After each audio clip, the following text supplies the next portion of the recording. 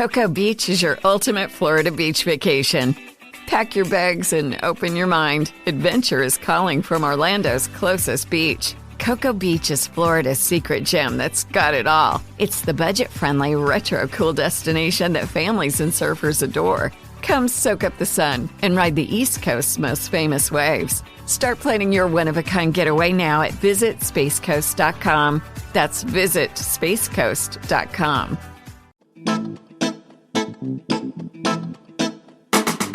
Hello and welcome to History for Weirdos. We're your hosts, Andrew and Stephanie. And each week, we're going to take you on a journey into the strange, obscure, and relentlessly entertaining corners of human history. Now listen up, friends, because it's about to get weird.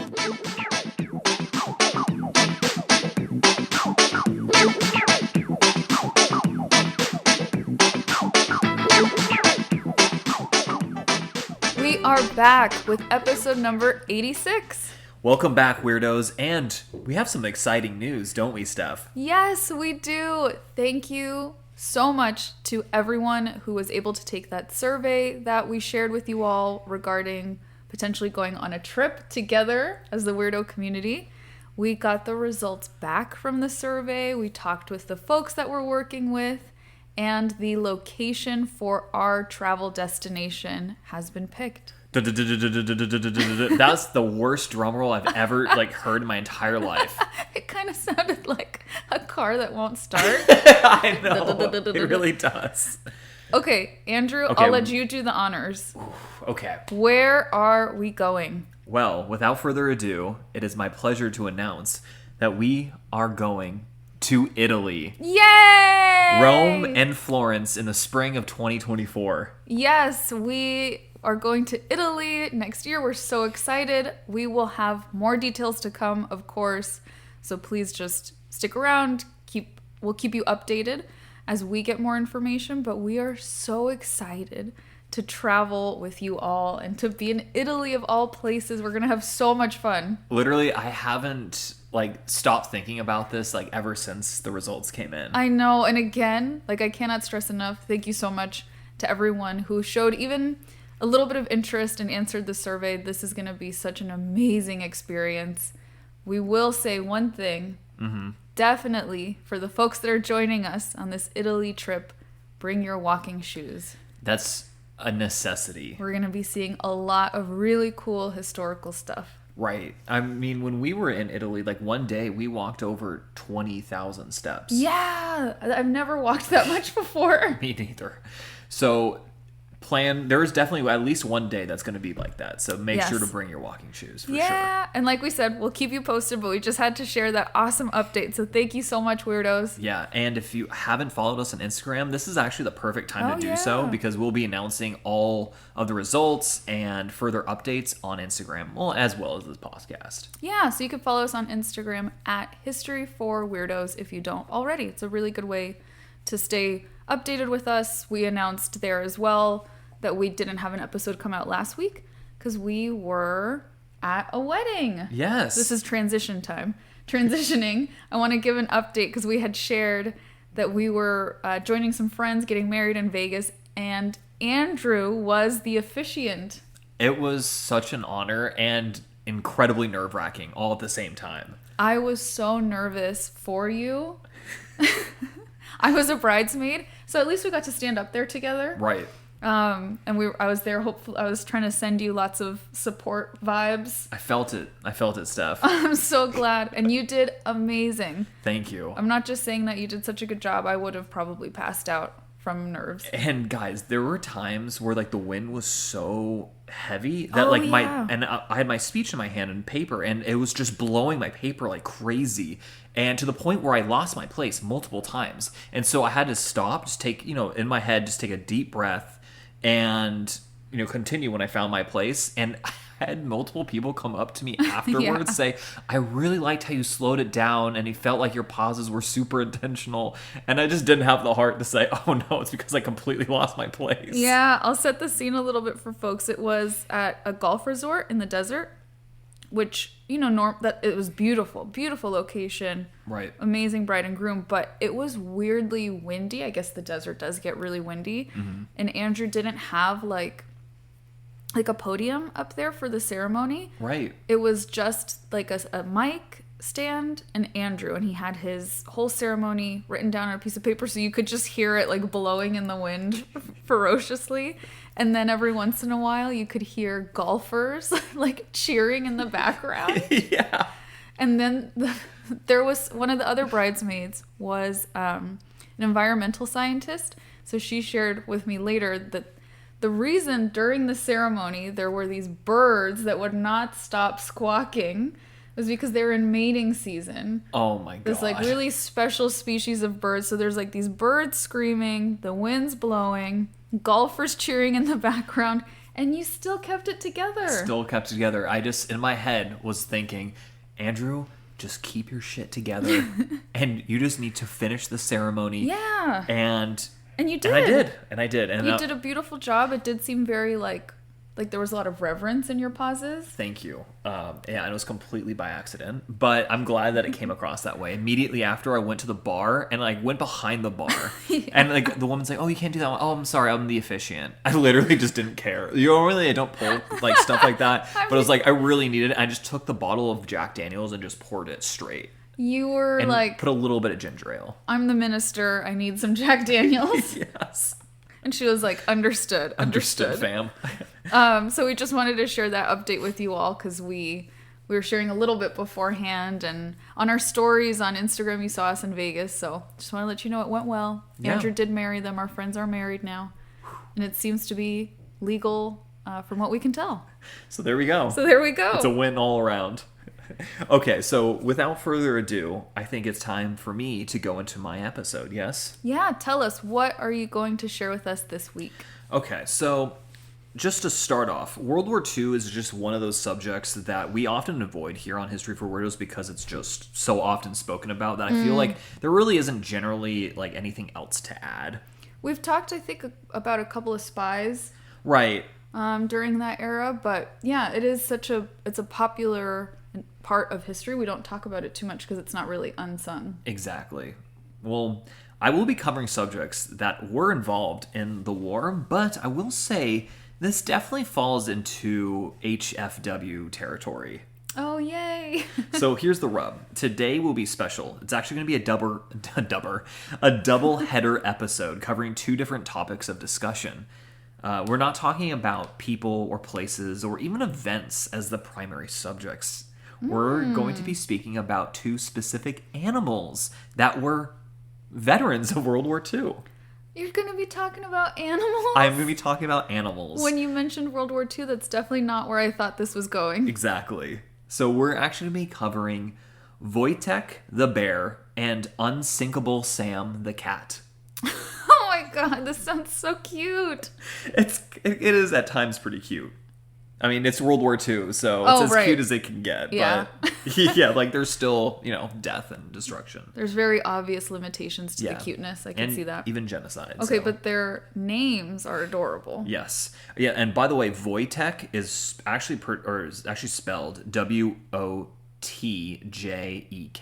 But you looked up the pronunciation. I did. Yes, cool. It's Polish. So these two animals never crossed paths, but their stories fascinated people at the time and generations since. Yay. And, their contemporaries during the war. Mm-hmm. So I'm going to be covering Wojtek's story first. So buckle up.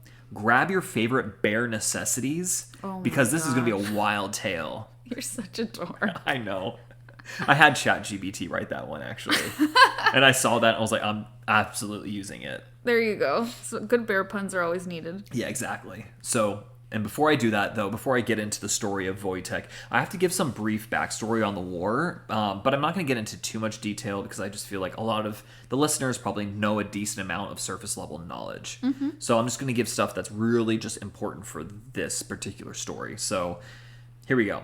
September 1st, 1939, Nazi Germany invades Poland, kicking off the European theater of World War II and effectively the war. Mm-hmm. Although there had been fighting in like Japan and that area since a few years prior. Right.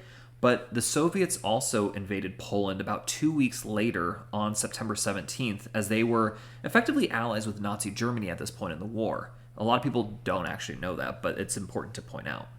So they had signed a non-aggression pact roughly a month prior, and we all know, though, that this, of course, would eventually change later on. But in the meantime, the Soviets committed atrocities against the Polish people. Tens of thousands of Polish soldiers and political prisoners were ultimately murdered by the Soviet regime in what was called the Katyn Massacre, or Katyn Massacre. Yeah, not good stuff. And additionally, hundreds of thousands of other Polish folks were sent off to gulags at this time. Wow. So clearly this did not sit well with the Allies, especially Britain, as they were allied with Poland, and to boot, the Polish government in exile was headquartered in Britain. So this is important, as it will come into play in just a moment. So we're going to fast forward 2 years, the summer of 1941, and Nazi Germany has reneged on their non-aggression pact and invades the Soviet Union. And wow, who could have guessed that a megalomaniac, race-obsessed tyrant who genocides his own people would go back on his word? Yeah, no one could have predicted that. Shocked. Color me shocked. Shocked, I say. But anyways, the beginning of this invasion goes really poorly for the Soviets, and they're desperate. So they appeal to the Allies for help, and especially Britain, and the Brits agreed to aid in the form of their Lend-Lease program. It's not really important, but basically they're just lending war supplies instead of outright selling it to the Soviets. Okay. There was a stipulation, however, the one that the Soviets were very willing to do, and that was they had to release all the Polish folks that they had imprisoned. Yeah. So again, the Soviets were happy to do this, and that's because the Poles at the time numbered at least 100,000 imprisoned, probably much more, and this just meant less mouths for them to feed. Right, because they were, had to defend themselves, let alone. Exactly. Yeah. And, there were food shortages at this time, and it was not a good time in the Soviet Union. So they were equipped, these Poles, right, about 100,000 army men, soldiers. I don't know why I forgot that Army word. men. Army men. Yeah, I guess army men works. It's like, yeah, I was thinking weirdly like airmen, like in the Air Force. But yeah, soldiers is the more appropriate term. Yeah, so there were 100,000 soldiers. Yeah, and they were equipped by either the Soviets or the Brits, and under the command of a Polish officer named, and I'm going to butcher this name, but it's Władysław Anders. There you go. There we go. I'm not going to say his first name ever Officer again. Anders. But yeah, Anders. And in fact, actually, this unit would be known as Anders' Army. There you go. Nice and easy. Yeah. So Anders' Army is part of an Anglo-Soviet invasion that first goes south into Iran. And here is where, Wojtek comes into play. Of course. Of course this is where I know. The bear comes into play. Into Iran. Yeah. In Iran. So we are now in 1942, and a local boy finds a Syrian brown bear cub and decided to attempt to trade him to some Polish soldiers for a few cans of food near the city of Hamadan in western Iran. Oh my gosh. That image is so sweet and sad at the same time. A little boy being like, hey, I found a bear cub. Could I get some food for it? Yeah. He saw, bears are big and strong. There must be some value in this bear. Yeah, and he was just a cub. Yeah. And apparently the mom was nowhere to be found, so presumably dead. Yeah. So it's a little Wojtek, just a little bear cub. I'm assuming the soldiers traded. Yeah, I'll get to that, but yeah, eventually, yes. So he originally, having caught the eye of a young great niece of one of the Polish soldiers, the bear was bought, still in its infancy, and handed over to the girl for care as the Polish settled into like a temporary refugee camp near Tehran. Mm-hmm. And for 3 months, the young girl cared for the cub before he was eventually turned over to a branch of the Polish Artillery Supply Corps. Okay. That's cute, though, that the little girl got a pet bear cub for a while out of it. I know. Like, also, what parent is like, you know what? Yeah, just play with this bear for a little bit. You can have the bear. Yeah. So this is where he was given the name Wojtek, which is a nickname for the more common Polish name Wojciech, meaning happy warrior. Oh my gosh. gosh, that's so Yeah. cute. What a good name for a bear. He instantly became like a celebrity amongst the army and any civilian who interacted with them. Wow. Because it's a bear. Yeah. He's like a friendly bear that's just chilling with everyone. And he's a cute cub. Okay, yeah, he's still little at this point. Yeah.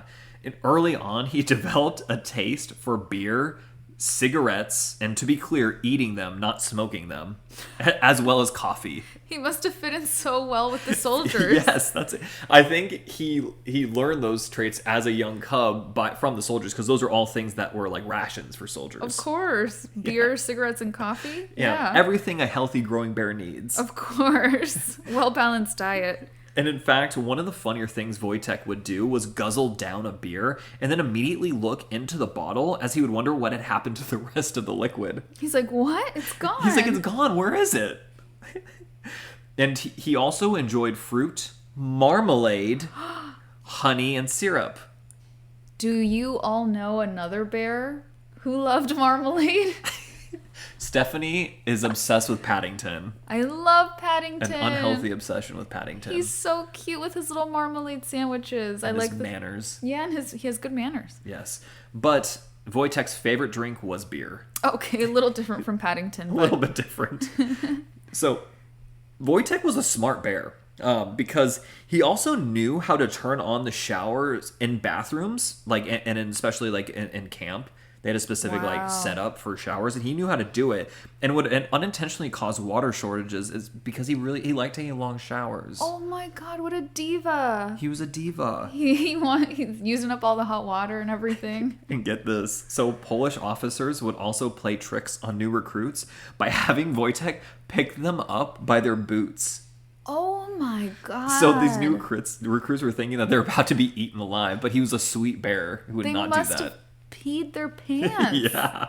And also, yes, to your point, how intelligent of this bear. Yes. That he's able to learn how to eat like them, how to bathe like them, and how to play pranks. How to play pranks. He knew how to salute officers. And he knew how to pick out and salute officers based off their uniform.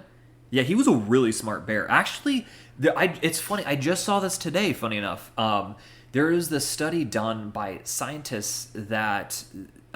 they observed, it came about because they observed brown bears specifically would sit at like a vantage point and just watch nature for hours. And they came to the conclusion that there's a possibility that they have like an appreciation for like natural beauty. Wow. Yeah. That's wild to think about. Also wild because bears are, to me, in my human mind, like a part of nature. Right. And the natural beauty, so the fact that this is their everyday environment and they can sit back and observe how beautiful it is. It's pretty amazing, huh? That's pretty deep. It's very deep. Especially for bears. I also just love bears, and I wish I could have a pet bear. You do love bears. It is a concern of mine how much you love bears. I know. I'd be one of those idiots that would go be like, see a wild grizzly and be like, do you want to be my friend? You would definitely try to hug a bear if you interacted with it. But you're not supposed to do that. You're not supposed to do that, guys. I even know that. Yeah, please don't. Don't try this at home, weirdos. But Wojtek did love hugs. Okay, there you go. In fact, he actually loved wrestling with the troops. Okay. They would wrestle with him. Oh my god, these troops are wild. I would never wrestle with a bear. Oh, and he also loves playing fetch with oranges because the Polish officers would pretend they would be grenades, and he'd go run after them. This stuff is wild. Like, I can't even make this stuff up. That's so crazy. I know. So Wojtek is universally loved. I think it's pretty safe to say. But by the time that the Polish army made it to British Egypt in 1944, they ran into some issues with transportation. Okay. So the Brits had a rule that animals could not be allowed onto military transport ships, and sadly that included Wojtek. Shut up. But listen to this. Anders' army, was not going to leave this bear behind. He was essentially family to the soldiers. Yeah. I mean, literally, like, some of them helped raise him, like, fed him with, like, condensed milk out of, like, a beer bottles when he was a cub. I mean, it is so, unbelievably wholesome. And it's stranger than fiction. Like, it is. Oh my god, could you imagine? Let me interrupt you for a quick side note before we get to the solution that I'm sure is coming. Could you imagine if there was TikTok back then? the TikTok videos of Wojtek would be viral. Oh my god, it would be unbelievable. Insane. Okay, please continue. Tell me what Anders' army did. So, they brilliantly enlisted him as a private with the 2nd or 22nd Artillery Supply Company. Oh my god. Yeah, so he was given the rank of private and an official serial number as well as like salary and rations officially. Wow. But since he didn't really have use for money, right? Most his don't. His salary was just double rations as he was a big boy at this time. So he would need extra rations. Yeah, he got extra rations, and then plus like everyone just fed him more stuff. I'm following their logic so far. Yeah, and so he's a private. Like they can't deny him. Shut up. It gets better even later on. But we'll get to that in a little bit. So Wojtek makes it to Italy as part of the Allied invasion of 1944. Why? I'm not. I swear I feel like I'm on drugs right now. Like this is so ridiculous. Like I wrote these notes and I'm reading them right now. I'm like, this is just wild. So he makes it to Italy as a part of the Allied invasion. Yeah. So he makes it to Italy, and before we get to the pinnacle of Wojtek's like story arc, there is one event that was just hilarious. I have to share. Please do. So Wojtek liked to ride in the cab of an ammunition truck. Right. So one hot day, as his unit was driving along like the Italian sea coast, he jumped out and headed for water, absolutely terrifying all the beachgoers. Oh my god! Could you imagine? Like imagine this 500-pound bear just barreling, no pun intended, like right at you. He couldn't care less about the people. No. He just wanted to go in the water. Did he want to swim? He just wanted to swim in the Mediterranean. Who doesn't want to swim in the Mediterranean? Yeah, exactly. He's very relatable. I mean, I am sure that the soldiers watching were probably just dying of laughter. I'm sure, because they know he's basically like a big dog. Yeah, and that he's just super sweet. But, I mean, still, 500-pound bear just charging at you. And they're fast, right? Bears are fast, so... Oh, yeah. I would be scared shitless. According to Dwight Schrute, though, Yes. bears can climb faster than they can run. Yeah, I don't... I did see that, and I'm not sure... I'm not sure if that's true or not. I'm gonna say that's fact. I'm willing to bet my life on it. Okay, anyways, so there was a major operation taking place as part of the war effort for the Allies at this time. So about 80 miles or 150 kilometers southeast of Rome, there was a place called Monte Cassino, where the Nazis had fortified a defensive perimeter. And yes, it's Nazis, not the Italian troops. Mm-hmm. It's important for the Allies to break through this line, as afterwards they pretty much had a straight shot right to Rome. Oh, yeah. So it's strategically very important. Yeah. Tens of thousands of people would die during this one campaign. Mm-hmm. And so it's safe to say that like fighting was really intense. During this battle, Wojtek carried countless 100-pound crates of ammunition back and forth from the supply station to like the front lines. No. Multiple British and Polish eyewitnesses have stated that they saw the bear even mimicking soldiers picking up things like, and he was doing it with his claws, like standing on his two legs and carrying stuff. Like soldiers in their hands. Yes. Oh my god, that's so sweet. He's helping. He's helping. I mean, ultimately, the Allies break through the lines in May of 1944, and a large part of that was due to Anders' army. Wow. So the Allies would even capture Rome on June 4th, 2 days before D-Day. Oh my goodness. Yeah. Basically, what I'm saying is that it's all because of Wojtek. Right. It was all on him. How nuts to think for something that was so crucial, so strategic, so pivotal in this devastating war, a bear was there to help out. Because I'm sure that does provide help, carrying all that stuff back and forth. No man could carry as much as he could. Definitely not. I mean, they're heavy. 100 pounds is not light, And he right? could do it so much faster. Yeah, it's probably nothing to him. He's a big boy. So, all kidding aside, though, like his efforts were recognized during the battle, and soon afterwards, he was actually promoted to the rank of corporal. Shut up! They don't need to promote him. He's a They promoted bear. him, and not only that, he now outranked his own caretakers. He outranked like his owners, basically. Yes. That's so cute. And so not only that, the insignia of the 22nd Artillery Supply Company for the rest of the war was Wojtek carrying an artillery shell. Oh my gosh, we have to post pictures of this. Oh, we're definitely going to. Yeah, on Instagram. I can't wait to see. So the war ended the next year in 1945, and he ended up going to Scotland and would remain there for the rest of his life. What brought him to Scotland? Well, basically, long story short, actually, I'm going to just talk about this really fast, then I'll explain more. But there was some discussion on taking him back to Poland. Right. But his caretakers did not want him to be used as a political pawn or mascot of the Soviets and or communism. Whoa. Yeah, that's heavy. Because remember, the Soviets committed atrocities against the Polish people at the beginning of the war. Like, sure, they're allies now, but they had strong feelings against the Soviets. Yeah. Yeah, rightfully so. And they didn't want, let's use this bear as kind of like a symbol. And so a lot of the Poles eventually went to the UK, and in particular Scotland. I didn't know that. Yeah, as part of the demobilization, first just temporarily, but a lot of them just ended up staying. I did not know that at all. Yeah, I didn't know that actually before I started researching this. So Wojtek first went to a farm in a village called Hutton in Berwickshire. I'm sure you said that wrong. I'm sure I did too. I'm not even gonna pretend that I know how to pronounce that. Oh my gosh! And could you imagine in a Scottish accent? Yeah, Hutton in Berwickshire. Oh god, that's so bad. I'm just on a roll with my really just awful impersonations today. So on this farm, you can actually still see claw marks from where Wojtek would scratch at trees to this day. Yeah, pretty cool. In fact, the woman who lives there still remembers him. She was a little girl, but she remembers Wojtek. Wow. I mean, she's an old woman now, clearly. Of course. That is how time works. Oh my god.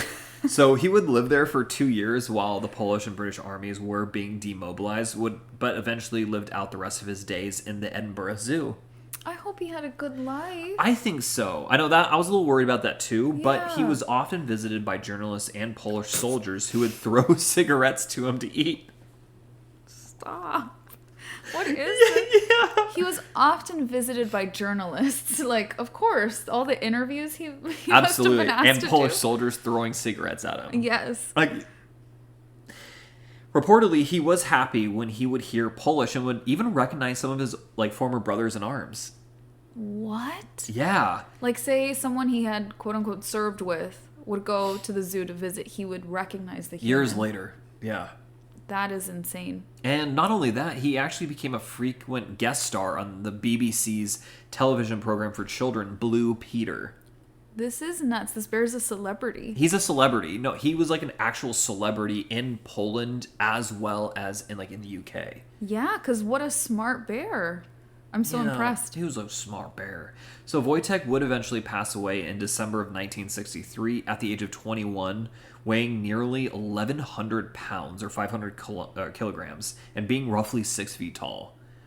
So he was not tiny by any means. Yeah, he was not tiny. He he wasn't an American grizzly big, right. But he was still a big boy. That is so big. I wonder what the lifespan of his type of bear would be. A Syrian brown bear? I actually don't know. I was going to look it up, but then I got distracted. But I think... ADHD. Yeah, of course. But I think 21 sounds like a good long life. I think so. Yeah. If anyone's a natural person...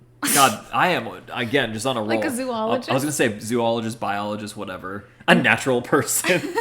As opposed to a robot. As opposed to a synthetic person. God, I swear, guys, I am sober as a judge right now. It just does not feel like it.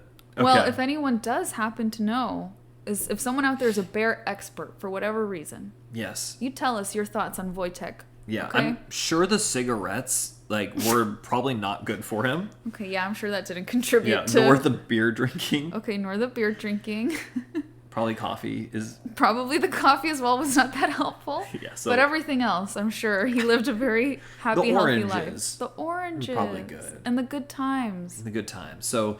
His legacy, though, has remained in Poland and even Scotland, as he has multiple statues and just works of art dedicated to him in each city. That's beautiful. Yeah. That's some art I would like to see, for Me too. sure.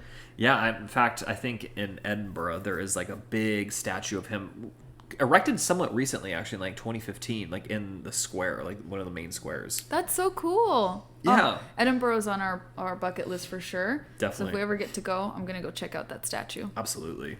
Wait, that's the story of Wojtek? That's the story of Wojtek. And now you're going to tell us another story? It's another story. This one is a little bit shorter, but still pretty impressive. This is kind of like a really special episode. It's like double the history. Double header, baby. A double header, and it's like cozy animals. Yes. I love it. Yeah, I know. I had a feeling you would.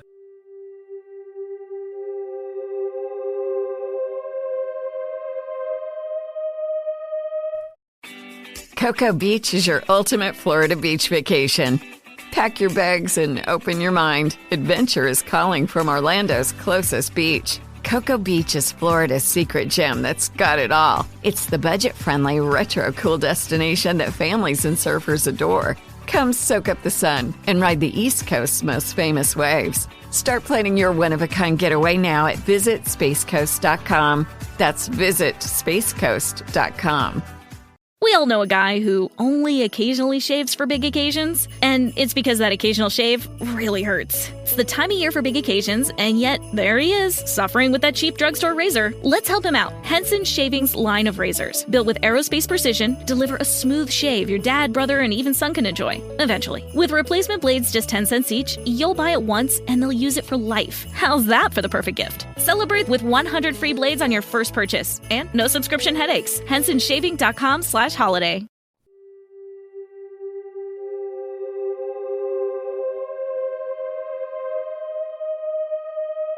It's time to tell the tale of another World War II animal, a cat who survived the sinking of not one, not two, but 3 ships. 3 ships? Yes. Okay. And we're talking about a cat named Oscar. Really? Yes. Don't worry, I'll get to it. So, well, that was the name given to him, as his original name is unknown.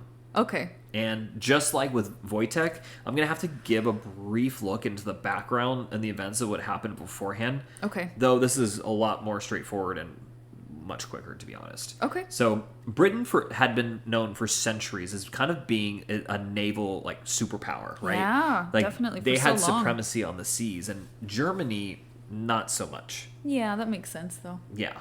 Well, the Nazis, they did invent U-boats, which were a big deal during World War I and World War II. So they had that going for them. So Nazis wanted to try to level the playing field even more, so to speak. So they created the 2 largest battleships in German history to try to accomplish this goal. In fact, these battleships were some of the largest ever created at that point in time. Mm-hmm. So one of these ships was called the Bismarck, named after Otto von Bismarck, who was a military genius from like the late 19th century. Mm-hmm. And early 20th century, I think, too. But interestingly, this ship was ill-fated and was sunk after only one minor skirmish against the British in May of 1941. Wow, they must have been so embarrassed. I know. And not only that, it was scuttled. What's that mean? Literally, the next thing is what that means. Meaning that the German sailors sunk the ship on purpose because they did not want the ship to fall into British hands after it had been damaged pretty badly. Yeah. So out of a crew of 2,200 men on the Bismarck, only 115 survived. Oh, that's so spooky. That's so sad. And 1 kitty. And 1 kitty. Most importantly. I know. Over 2,000 men died, but a kitty survived. So here's where our feline hero comes in the picture. Amidst the wreckage and chaos, the kitty was found clinging to a piece of debris by British sailors. They brought him aboard the ship, the HMS Cossack, and named him Oscar, unaware of his previous name, right? Right. How would you know? The sailors quickly grew fond of him, and he became kind of a symbol of hope and resilience. Right. That's a big deal that this, for them, this big, terrible thing happened, but a cat survived. Yeah, and they named him Oscar because of, man overboard, like the O in overboard. Oh, okay. Yeah. So, kind of a funny side note, though, one of my sources for this episode has in its title describing Oscar as, quote, the Nazi cat. No! Don't do that to the cat. And I'm like, it's a cat, dude. No way. The cat you can't do that. I know. I was like... The cat is not involved in that. I was like, yeah, how can a cat be, an ideologue? Yeah. That's so dumb. I was like, that's literally just clickbait. You know what's interesting is if, you know, I know not a lot of men survived. You said 115. Yeah. But I feel like someone would have known if, like, oh, that was so-and-so's cat. That was so-and-so's cat named blah, blah, blah. I feel like the cat probably was a stowaway. I think so, too. Yeah. There's a whole thing later on that I'll get to, but it's interesting stuff. So, for the next few months, the Oscar became just a champion and a mascot for the HMS Cossack and all sailors on board. So the ship would, mainly provide escort duties in the Mediterranean and North Atlantic during this time. And that was, though, until October 27th, 1941, when the HMS Cossack was badly damaged by torpedoes and ultimately sunk just west of Gibraltar. Oh, wow. Yeah. Incredibly, Oscar survived yet again. Oh my God. Yeah. So he was brought to shore and transferred to yet again another ship, the HMS Ark Royal, where he was given his new name, Unsinkable Sam. There we go. Yes. It has a nice ring to it. I mean, he survived 2 different sinkings at this point. That cat is either very lucky or very unlucky. Right. Either way. Like, he's either kind of a jinx for ships. And we'll get to that. We'll get to even more. So, as fate would have it, tragedy would visit yet again a third ship that housed the Kitty. Oh my God. Just a month later, on November 14th, 1941, Ark Royal was torpedoed. Oh boy. The ship was decimated, but Unsinkable Sam went unscathed. Are you serious? He was allegedly rescued for a third time by the HMS Legion, another ship under the British Royal Navy's fleet. This cat really did have 9 lives. Yes, I was thinking that old saying. What are like the Puss in odds Boots. too? Yes. Yeah. What are the odds too? Because there's at least the stereotype that cats hate water. Right, and this poor little kitty. It just keeps getting thrown into the water. So apparently he was found, quote, angry, but quite unharmed. Of course he was angry. Yeah. He was transferred to the HMS Lightning and ultimately back to the HMS Legion for a brief period of time. There's all this decimation and destruction and death around him, and he's just pissed that he got thrown into the ocean. Yeah, he's like... So after that, however, his career as a sailor kitty was over and spent the remaining years of the war with the governor of Gibraltar, where he hunted mice in the office buildings. That's a much better suited life for a cat. I think they were just honestly, this poor cat, all these ships, he wasn't meant to be a sailor, but he was meant to be an office manager of mice. Yes. Totally. Exactly. And so he would later on just move to Northern Ireland, living in the Belfast Home for Sailors for the remainder of his life. He lived in a home for sailors? Yes. Because he, too, was a veteran sailor. Exactly. Oh my gosh. And, sadly, he would eventually pass away in 1955, but we don't know how old he was. Right? Who knows? Because his life previously was unknown. Right. But I would be remiss if I didn't mention a bit of controversy about Unsinkable Sam. There's controversy about the cat? Yes. The sailor cat. Yes, because critics call the story of Sam an apocryphal sea story that's just too good to be true. Wow. Yeah, for one, there are no records of a cat having been brought aboard the Bismarck, or, at least according to the ship's survivors. Okay. And there is no mention of him in journalist Ludwig Kennedy's account of the Bismarck sinking. I feel like those are really easy to explain, though. Stowaway. And it's Yeah. funny that you mentioned that, because that was immediately what I thought, too. Is he could have just been a stowaway. He was a stowaway. That easily solves that. And then no one's looking for a cat Yes. afterwards. You just happen to find one. Yeah. And lastly, there was one of the purported portraits of Sam is actually that of Simon, another kitty. I'm not making this up, I swear. So there's potential identity theft? Yes. Oh, so they're saying that it's 2 cats. It might have been 2 or even more cats, but who knows? Oh. That's just what the critics say. And That's just what the cynics are saying that's what about the Sam. Yeah. My boy Sam. Or Oscar. Either one's acceptable. Or Simon. Not Simon. Simon was real. Simon is another cat that they are positive. That he was real, and he was on the HMS Amethyst. Okay. That he was a real kitty. For sure. But it's total... Okay, if a cat survives sip shinking, period, I feel like it's not that unreasonable to think there might be 2 cats on a ship. Right. Where there's 1 cat, there could be 2. Yes. Okay, continue. However, like an explanation for these discrepancies within the legend of Unsinkable Sam is that the cat could have, again, like you said, been a stowaway instead of like an official animal mascot of the Bismarck. Yeah. Who, like Wojtek was for the Polish Honors Army. So, this would allow for the cat not having been officially registered on the ship's passenger list. Yeah, cats are they're mischievous. Sneaky. Yeah, they're sneaky. They go places they're not supposed to. So, regardless, the story of Unsinkable Sam, whether real or imaginary, does continue to inspire to this day. And so, what do you think, Steph? Was Sam/Oscar real or imaginary? I definitely think there was a cat named Sam/Oscar, or the cat formerly known as Oscar, that survived at least like 1 or 2 of those, if not all 3. I think so too. I could see like if something like this cat survived 2 ships sinking and getting confused with the other cat, could have blown it out of proportion to 3 ships. You know what I mean? Like someone like, oh wow, he survived 3? Yes. But there's definitely merit to this cat being a survivor. I think so too. I agree. Weirdos, let us know what you think in the comments of our new post. This is a big controversy. It's a huge controversy, guys. We're really stirring the pot. We really, really are. We want to hear what you think about Unsinkable Sam. Yes. Well, Weirdos and Stephanie, there you have it. This is the story of 1 courageous kitty and 1 inspirational bear. Oh, yeah. Yeah, especially during one of the most, if not the most, chaotic, tragic time in like recorded history. Yes. It's so interesting to see stories that are so wholesome, like you said. Right. Among such devastation. It's so interesting. And also just, it shows that animals sometimes bring out the best in humans. Yeah, I agree.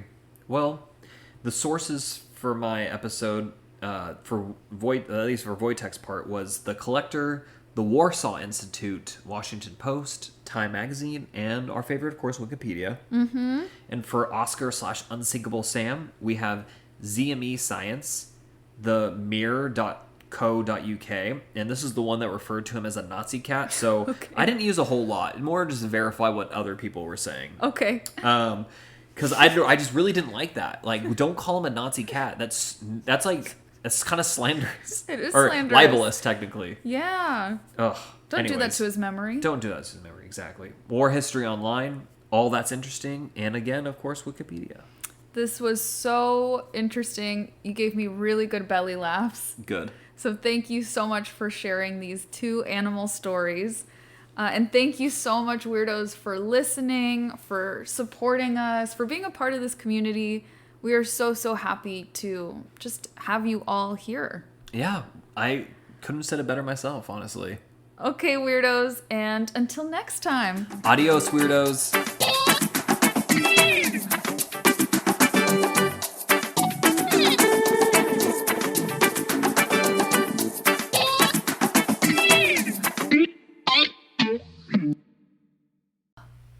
I can't do this. All right. I'm recording. Cocoa Beach is your ultimate Florida beach vacation. Pack your bags and open your mind. Adventure is calling from Orlando's closest beach. Cocoa Beach is Florida's secret gem that's got it all. It's the budget-friendly, retro-cool destination that families and surfers adore. Come soak up the sun and ride the East Coast's most famous waves. Start planning your one-of-a-kind getaway now at visitspacecoast.com. That's visitspacecoast.com. We all know a guy who only occasionally shaves for big occasions, and it's because that occasional shave really hurts. It's the time of year for big occasions, and yet there he is, suffering with that cheap drugstore razor. Let's help him out. Henson Shaving's line of razors, built with aerospace precision, deliver a smooth shave your dad, brother, and even son can enjoy, eventually. With replacement blades just 10 cents each, you'll buy it once, and they'll use it for life. How's that for the perfect gift? Celebrate with 100 free blades on your first purchase and no subscription headaches. HensonShaving.com/holiday.